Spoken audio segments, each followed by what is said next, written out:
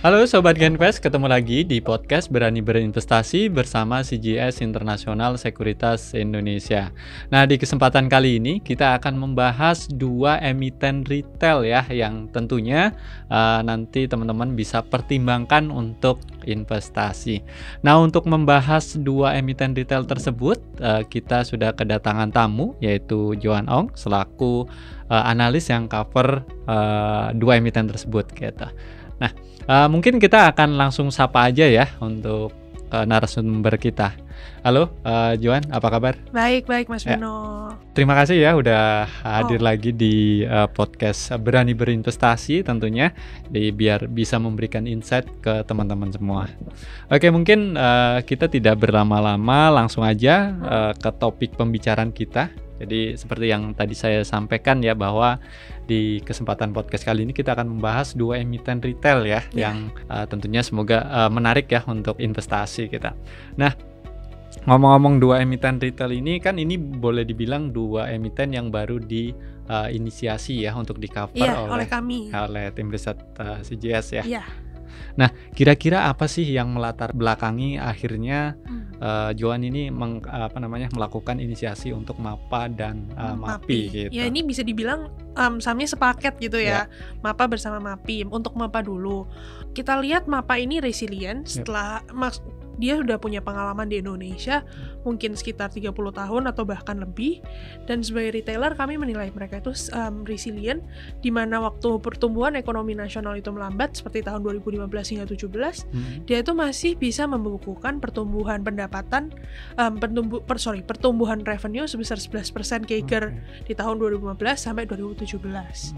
Nah, karena menurut kami dia resilient, tapi dia menerima manfaat dari pertumbuhan lifestyle. Kan sekarang orang sukanya olahraga, lari di GBK, olahraga macam-macam kan sekarang ada. Nah, kita lihat MAPA ini salah satu beneficiary. Karena kan dia jualnya sportswear, alas kaki, terutama yang buat olahraga. Itu ya ada beneficiary dari pertumbuhan lifestyle ini.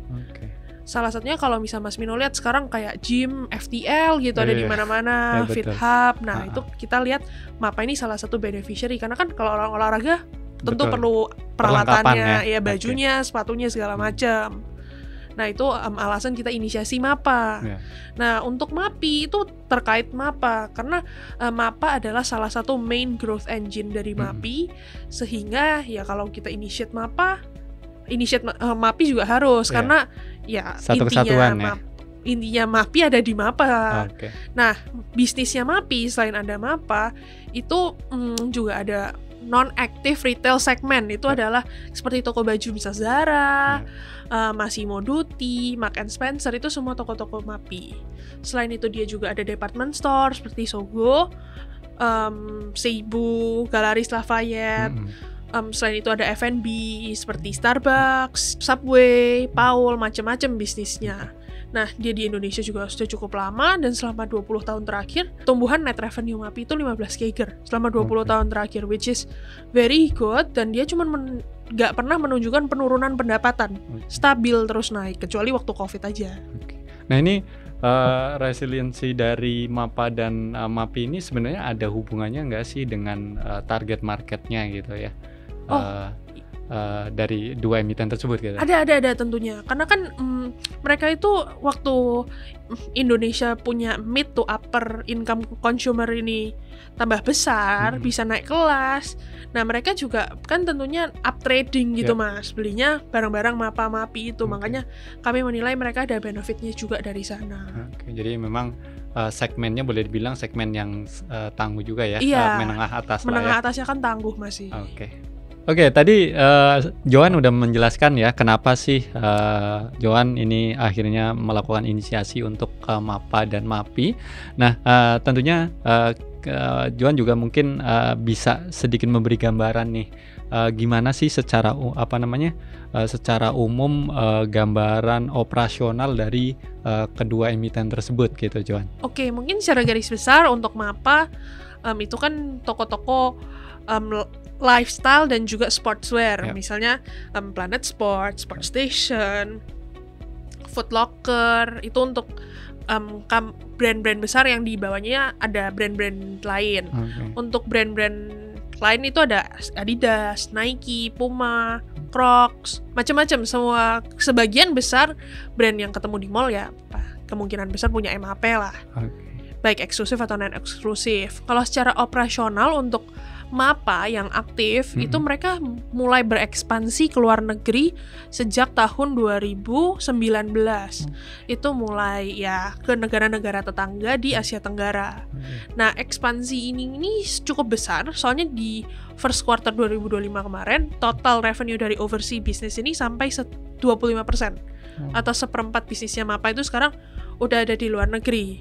Nah, tapi kan bisnis di luar negeri tentunya akan berbeda dengan bisnis Indonesia. Misalnya dari segi UMR di sana kan masih beda, biaya rental, dinamika bisnisnya kan juga berbeda.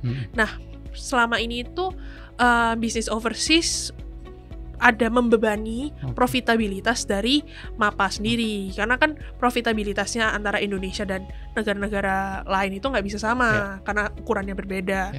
Nah, menurut kami di tahun 2026 itu kerugian yang dari overseas bisnis ini akan mulai bisa berkurang. Yang pertama karena adanya konsolidasi dari sisi bisnis, dan yang kedua adalah mereka mulai refocusing on profitable country seperti di Filipina. Jadi boleh dibilang kalau untuk yang negara-negara yang non profitable mungkin ditinjau ulang atau bahkan ditutup.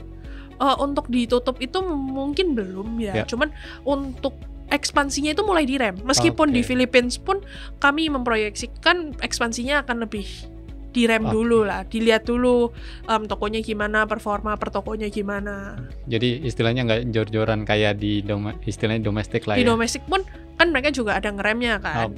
Tapi ya di luar negeri juga direm juga. Ini sebenarnya ada positifnya karena dengan berekspansi ke luar negeri, seumpamanya ada apa-apa di Indonesia kan mereka punya proxy nih bisnis di luar negeri gimana. Jadi juga bisa membandingkan. Nah, itu untuk MAPA ya. Nah, untuk MAPI sendiri seperti apa nih, Joan? Ya, untuk MAPI sendiri kurang lebih sama MAPA. Karena kan ya intinya MAPI juga besarnya di MAPA gitu. Dari sisi MAPI mereka juga melakukan yang tadi yang saya sebut konsolidasi, itu tuh bisa meningkatkan free cash flow mereka sehingga pada ujung-ujungnya bisa membantu company untuk deleveraging atau mengurangi hutang-hutang yang mereka miliki.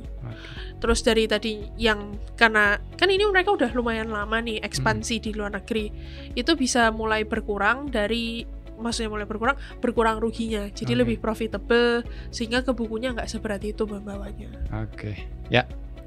Itu ya teman-teman terkait dengan operasional kedua emiten retail yang boleh dibilang mungkin kita udah banyak yang tahu lah ya.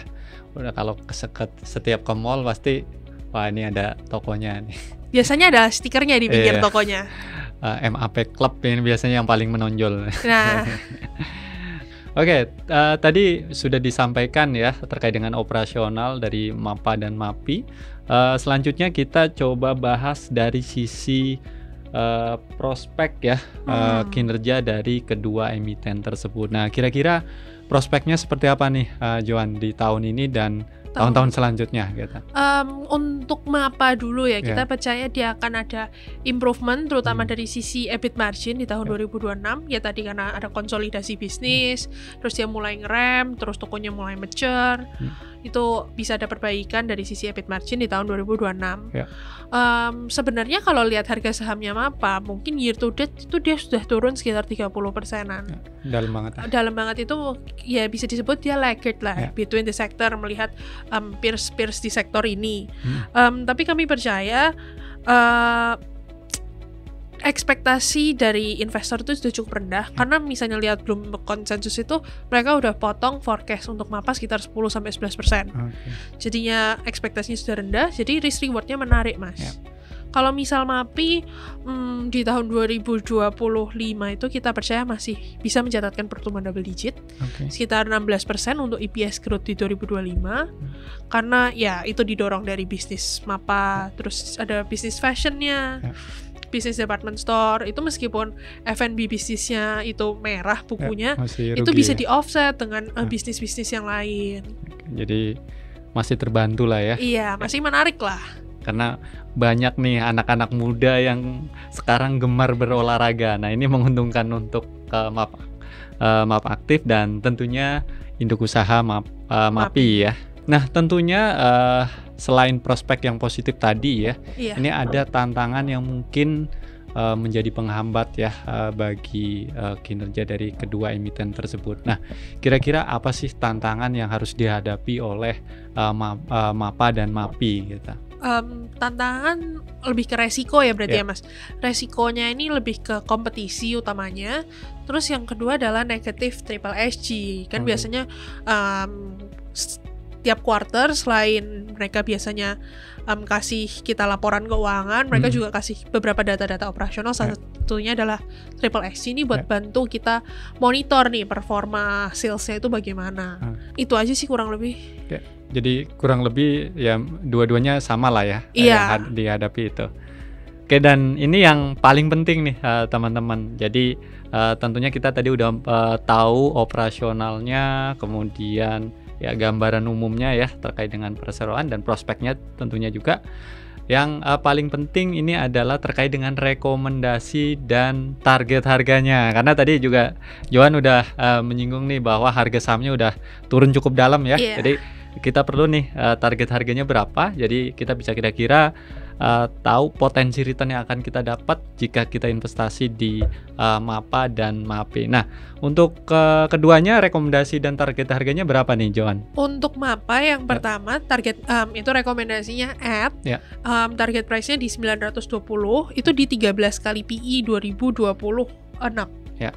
Yang MAPI juga at itu target harganya di 1450. Ini PE-nya cukup menarik di 7,8 kali 2026 PE. Ya. Jadi itu ya teman-teman, untuk rekomendasinya itu tentunya masih buy, makanya kita coba bahas ya. Siapa tahu teman-teman ini tertarik untuk kedua emiten tersebut, dan ini potensi returnnya juga masih lumayan ya, lumayan banget gitu. Jadi prinsipnya kalau kita mau investasi itu kan cari barang murah tapi bagus gitu. Nah, kalau kita tadi simak pembahasan dari Johan, itu boleh dibilang ya memang ini barangnya bagus, tapi memang saat ini harganya lagi turun gitu. Jadi jatuhnya barang murah kualitas bagus gitulah. Dan tentunya disclaimer on. Oke, Johan, terima kasih banget nih udah hadir di podcast dan menjelaskan dengan singkat, padat, dan tentunya jelas, menarik ya. Jelas terkait dengan MAPA dan MAPI. Oke, sekian podcast Berani Berinvestasi untuk episode kali ini. Jangan lupa untuk like, share, dan komen YouTube CGS Internasional Sekuritas Indonesia. Kalau nggak mulai dari sekarang, kapan lagi? See ya! See ya!